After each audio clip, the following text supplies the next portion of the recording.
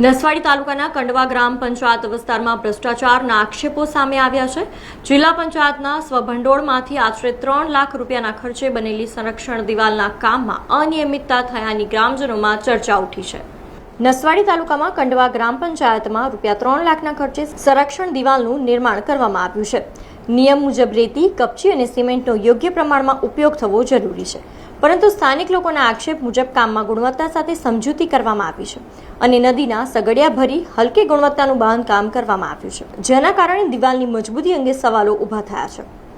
નવા બનાવેલ દિવાલમાં તિરાડો પડી ગઈ છે। એક તરફ સરકાર ભ્રષ્ટાચાર મુક્ત શાસનની વાત કરે છે, ત્યારે બીજી બાજુ આદિવાસી વિસ્તારોમાં વિકાસ કામોમાં આવી ગેરરીતિ સામે આવતા લોકોમાં અસંતોષ જોવા મળી રહ્યો છે। ત્યારે ગ્રામજનો દ્વારા જિલ્લા વિકાસ અધિકારી સચિન કુમારને આ કામની તાત્કાલિક મુલાકાત લઈ તપાસ કરાવે અને ગુણવત્તાયુક્ત કામ સુનિશ્ચિત કરવા માંગ કરવામાં આવે છે। હવે જોવાનું રહ્યું કે જવાબદાર તંત્ર આ મામલે શું કાર્યવાહી કરે છે અને લોકોની ફરિયાદોને કેટલી ગંભીરતાથી લે છે।